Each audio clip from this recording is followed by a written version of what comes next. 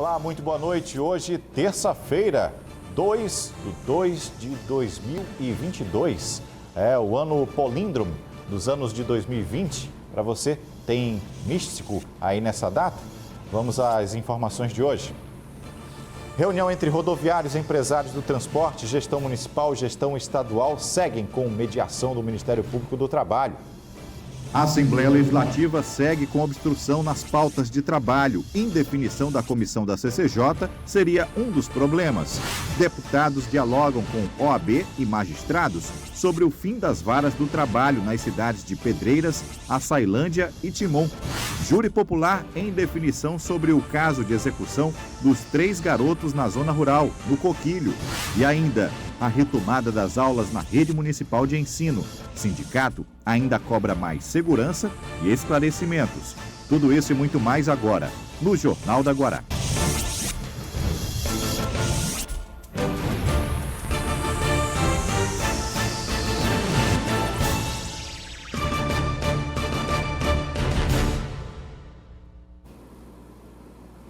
Bom, corrigindo, hein? 22/2/2022. E a nossa terça-feira aqui no Jornal da Guará começa falando de política.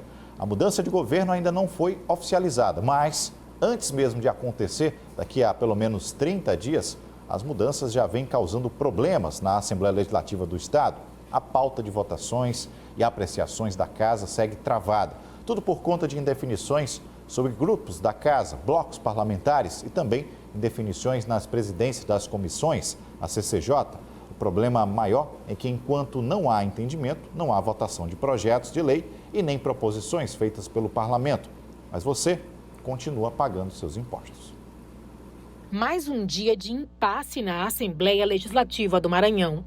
A apreciação de 2 projetos, um de interesse da Procuradoria-Geral do Estado e outro da Defensoria Pública, voltou a opor as bancadas ligadas ao vice-governador Carlos Brandão, do PSDB, e ao senador Everton Rocha, do PDT, pré-candidato ao governo do Estado nas eleições deste ano. Durante a contagem dos parlamentares para a formação do quórum para as deliberações, houve desentendimento.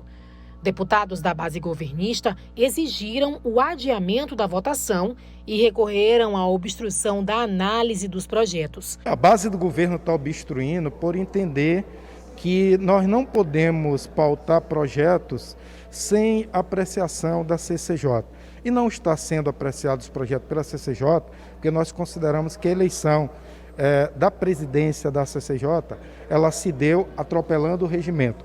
Então nós não podemos legitimar uma CCJ que nós consideramos que não foi eleita seguindo os trâmites regimentais da Casa. E por isso nós fizemos a obstrução, fizemos a semana passada, fizemos hoje, faremos amanhã novamente, até que a presidência da Casa, a mesa diretora, entenda em fazer uma nova eleição e eleger a presidência, a vice-presidência da CCJ nos termos que é determinado pelo regimento interno da Assembleia Legislativa do Maranhão. Deputados de oposição consideram que o dilema entre os parlamentares prejudica o andamento dos trabalhos na Casa. O problema é interno, né?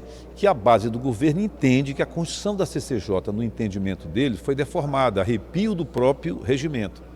E, por outro lado, a base aqui do grupo que dá sustentação ao presidente Otelino entende que foi tudo feito nos ditames legais, sem agredir nem um minuto o regimento. Essa briga interna fez com que o governo, a base do governo, obstruísse e não desse quórum. Nós precisávamos apenas de mais um, foi 21-21, ou seja, 21 a favor, 21 contra. Portanto, não atingiu o necessário, que seria o 22. E a briga continua, eu não creio nem que o governo vai pautar amanhã, mas o presidente Otelino deve pautar depois do Carnaval para arrefecer mais os ânimos de todo aqui. A próxima sessão está marcada para esta terça-feira. E se depender de um entendimento entre os parlamentares, parece que uma nova votação está bem longe de acontecer no plenário da sede do Legislativo Estadual. A princípio, posso dizer que sim, muito embora alguns projetos que estão sendo colocados, como o projeto de interesse da magistratura, da Defensoria Pública e da Procuradoria do Estado do Maranhão, no mérito, nós somos a favor. E no momento oportuno, vamos votar e vamos aprovar. Só que, neste momento, enquanto estiver esse impasse com relação à legalidade da CCJ, nós não vamos admitir que esses projetos sejam apreciados por uma CCJ que nós consideramos que seja ilegítima. Olha, enquanto esses ânimos vão ficando mais exaltados lá na Assembleia, na disputa eleitoral para o governo do Estado, a coisa parece mais centrada nos dois principais nomes. Marcos Saldanha, muito boa noite. Você viu lá na Assembleia, parece que não vai ter festa de carnaval, né? Não vai ter um bloco harmônico ali para eles. Boa noite, seja bem-vindo. Pois é, os blocos não se entendem, né? E a gente é que vai perdendo, né? Mas fazer o quê? Bom, a gente tem aí no cenário da disputa para a corrida ao governo do Estado uma terceira via. Essa terceira via realmente existe? Existe um nome que está levando esse terceira via à frente? Pois é, Hugo, por princípio e por definição não existe terceira via, porque a terceira via ela surge historicamente, por exemplo, lá na Austrália, ali nos anos 80, e os principais representantes você vai ter o Tony Blair na Inglaterra e o Bill Clinton nos Estados Unidos. Ali sim você podia falar de um ambiente polarizado, onde se falava, por exemplo, em extremismo de direita e de esquerda, e você teria uma social-democracia se apresentando como uma terceira via. Eu não vejo, no caso do Maranhão, nenhuma polarização de ideais. A gente vê, são personagens, seja o Everton, seja o Carlos Brandão, com políticas um pouco diferentes, mas de grupos próximos, inclusive de um mesmo grupo, diga-se passagem. Então você pode ter uma polarização na questão dos votos, dois candidatos fortes, mas não há uma polarização ideológica. Como também não há uma terceira via em formação, uma terceira via que defenda um princípio ideológico de uma social-democracia que seja distinta do que está posto. O que existem, na verdade, são três grupos, no mínimo, muito parecidos, com interesses extremamente parecidos e que, nesse momento, estão com concentração de votos em dois nomes. Fala-se muito que um outro grupo pode estar surgindo, como, por exemplo, o senador Roberto Rocha, o ex-prefeito, né, Edivaldo Holanda Júnior, Josimar de Maranhãozinho, mas a gente precisa lembrar que esses nomes todos, inclusive o senador Roberto Rocha, eles são dissidências, eles são personagens que migraram porque já estiveram nesse grupo que agora, inclusive, segue bem rachado e à medida que a eleição vai se acentuando, a gente vê ruir muito mais esses elementos. Mas é interessante que a gente que acompanha as eleições, a gente fala em nomes, a gente fala em personagens, mas a gente não fala, por exemplo, em ideologias, a gente não fala em ideias, a gente não fala em valores, até porque no Brasil essa história de fidelidade partidária é uma pataquada, é uma velha conversa fiada, porque nós não temos, por exemplo, um candidato que se defina de fato nos princípios trabalhistas, ou democrata trabalhista, ou um outro mais conservador. Todos são personagens de uma mesma política conservadora e que agora disputam o poder. Por isso eu considero um grande equívoco, né? Se não uma má-fé, quando se usa um termo como terceira via para qualquer grupo que surja nessa questão das eleições. Se você pensa que há uma tendência de polarização entre dois polos, inclusive como eu já defini, muito parecido, é pouco provável que esse novo grupo que venha se fortalecer represente uma novidade. Ou seja, o que pode acontecer é que um Edivaldo Holanda candidato ao governo, por exemplo, ou um Josimar candidato ao governo e um Edivaldo ao Senado, seja como for, essa formação de egos que venha formar uma chapa, ela não pode ser definida por princípio como uma terceira via. No máximo, ela é um grupo que sai exatamente da seara desse mesmo campo de disputa que a gente está vendo cada vez mais fragmentado e vai tirar voto de um ou de outro. Ou seja, o que acontece é que o eleitor que se identificar com aquele nome, mas não com aquele grupo, não com aquele princípio. Isso em nada parece com a ideia da social-democracia, com a ideia da terceira via que surgiu no mundo. O próprio nome terceira via define isso. Quando você não era adepto de uma linha política nem de outra, aparecia uma terceira via que tentava equilibrar politicamente esses princípios e não um nome, um personagem. Então eu citei, por exemplo, 2 nomes como Tony Blair e o Bill Clinton, mas eles representavam uma política e foram eleitos com essa representação. A mesma coisa a gente não pode dizer na questão nacional, onde você tem o Bolsonaro, você tem o Lula, você não pode dizer que, por exemplo, uma campanha do Podemos com o Sérgio Moro necessariamente representa uma terceira via, porque ele é muito longe de ser um equilíbrio entre esses 2 campos. Então é importante que a gente entenda de fato o que está acontecendo. Então, o que a gente fica na dúvida, e as pesquisas agora são usadas pelo lado A ou pelo lado B, tentando desequilibrar o adversário. Fora isso, eu não vejo nada de novo, nada de representativo e nada que de fato signifique terceira via, o que não quer dizer que seja legítimo. É claro que é legítimo todo mundo colocar seu nome à disposição, tem direito de disputar o voto do eleitor e, no final das contas, é você que decide em quem vai votar, mas sabendo que, pelo princípio, não existe terceira via. É isso. Muito obrigado pela excelente explicação. Boa noite, Saldanha. Boa noite, agradeço. Obrigado.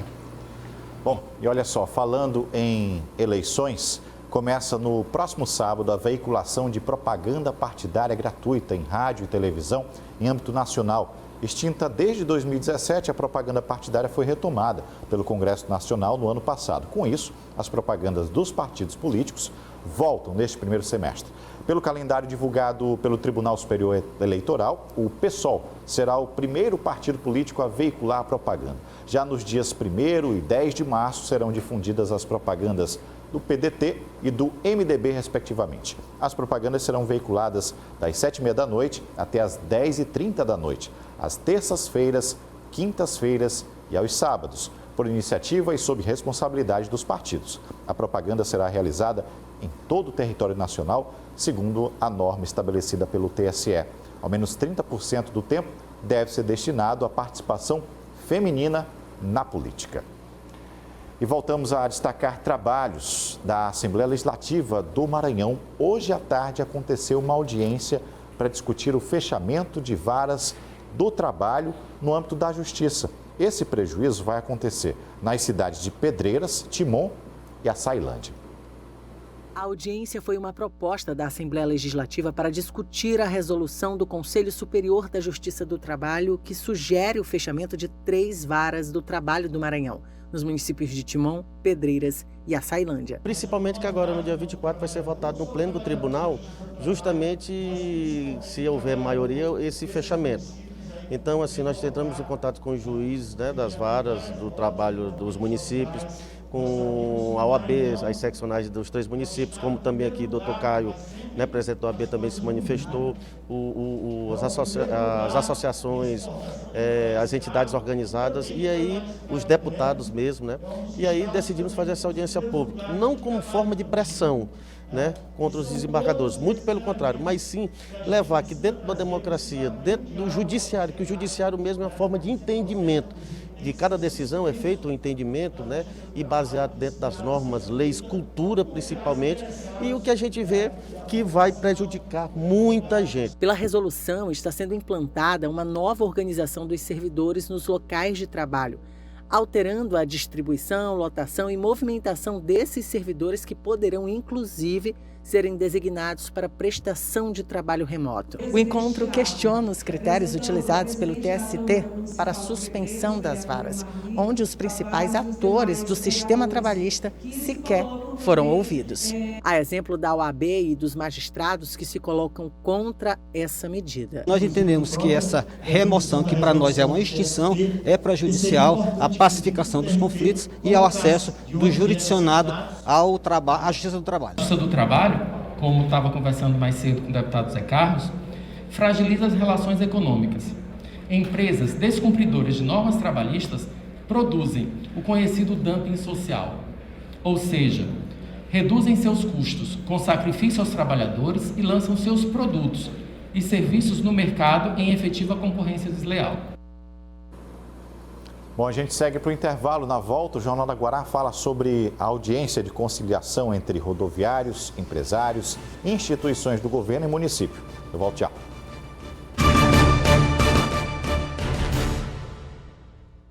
Bom, o Jornal da Guará de volta e fala agora sobre essa audiência de mediação entre rodoviários, empresários, representantes do Poder Público Municipal e Estadual. A reunião acontece no Ministério Público do Trabalho e durou a tarde inteira. Aniele Pimentel tem informações.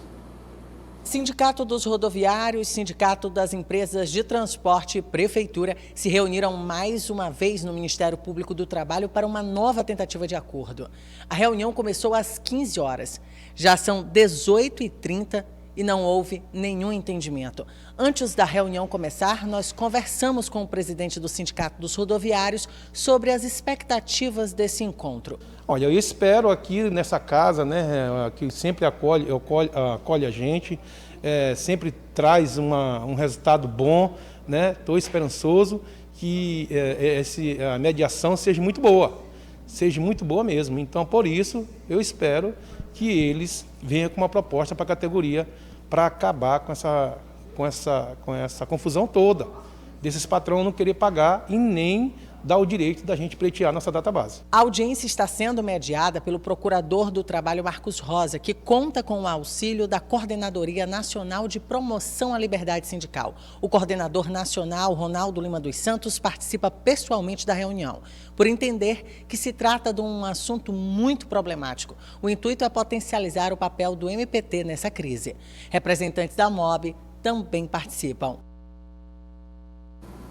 Olha, a gente tem a informação de que a reunião ainda não terminou, não se chegou a um consenso e que muito possivelmente essa reunião dê continuidade amanhã, na quarta-feira. Bom, ainda na pauta que envolve a justiça, hoje teve início o júri popular do caso do crime de execução de 3 jovens no bairro Coquilho, zona rural de São Luís. Fato este que aconteceu em janeiro de 2019. Os suspeitos acusados são Hamilton Caires Linhares e o vigilante Vilásio Ribeiro Júnior. Ainda hoje, o caso ainda causa uma grande comoção em familiares e amigos das vítimas. O julgamento do policial militar Hamilton Caires Linhares e do vigilante Evilásio Lemos aconteceu no Fórum Desembargador Sarney Costa. Familiares e parentes das vítimas chegaram cedo para acompanhar o andamento dos trabalhos. Estamos na expectativa que hoje venha dar tudo certo, que ele venha pagar porque ele fez, né? Nós sabemos que está sendo difícil para nossas famílias e dos amigos dele. E hoje viemos na expectativa que a justiça será feita, né? Nós sabemos que não é fácil, mas queremos que hoje ele vai ter que pagar o que ele fez. Aqui se faz, aqui se paga. Com o salão do júri lotado, a maioria deles precisou esperar do lado de fora, cheios de grande expectativa por justiça. Até então a gente nunca teve uma resposta positiva. É só lágrima, dor, falta, ausência dos nossos filhos todos os dias e a justiça esperada, eu creio que hoje será feita. 8 testemunhas foram convocadas para a audiência. 4 de acusação e 4 de defesa. 3 solicitadas pela defesa de Hamilton e 1 pelos advogados de Evilásio. A gente só pede crer, espalhe, cuidado, que a comunidade ali estão se reunindo para vir. Vigilantes e operários da obra onde o crime aconteceu foram os primeiros a ser ouvidos. Não há prova nenhuma nos autos de que ele efetivamente cometeu o crime do qual está sendo acusado, não só a defesa, mas o próprio acusado vem repetindo desde o início as mesmas palavras, né, dado a mesma versão, né, ao contrário dos seus acusadores que a todo momento mudam seu depoimento. Portanto, a defesa está muito consciente não só da inocência do Hamilton Caires, mas também de que o júri fará justiça, né, hoje, mais uma vez, como acontece ao longo de toda a história dessa instituição. Vale esclarecer que o primeiro adiamento não foi motivado por parte da defesa do Evilásio. No júri passado, no mês de dezembro, nós viemos para fazer o júri, inclusive externamos que se o júri fosse realizado, nós iríamos fazer. Dessa vez, também como da primeira vez, não nos manifestamos no sentido do júri ser adiado, viemos para fazer o júri, para explorar as questões do processo e buscar a efetivação do direito ao qual nós entendemos justo para o nosso cliente. O policial militar Hamilton Caires Linhares e o vigilante Evilásio Lemos são acusados do triplo homicídio que aconteceu no dia 3 de janeiro de 2019 na comunidade Coquilho, zona rural de São Luís. As vítimas foram Gustavo Feitosa Monroy, de 18 anos, Joanderson da Silva Diniz, de 17, e Gildean Castro Silva, de 14 anos. O júri é presidido pelo juiz titular do 2º Tribunal do Júri, Gilberto de Moura Lima, com previsão para terminar somente no início da madrugada. Esperamos que hoje, finalmente, a sessão seja realizada e que, ao final, prevaleça a justiça. A gente sempre tem a esperança de prevalecer a justiça. É óbvio que a justiça, na concepção de muitos, por ser algo abstrato, as pessoas às vezes não compreendem. Mas a justiça que a gente fala é a justiça pautada no direito, pautada naquelas provas que foram apuradas. Olha, o julgamento ainda segue no Fórum Desembargador Sarney Costa e sem hora para terminar. Hora de seguir com mais um intervalo. Na volta a gente fala sobre a retomada da aula da Rede Municipal de Ensino aqui em São Luís. Eu volto já.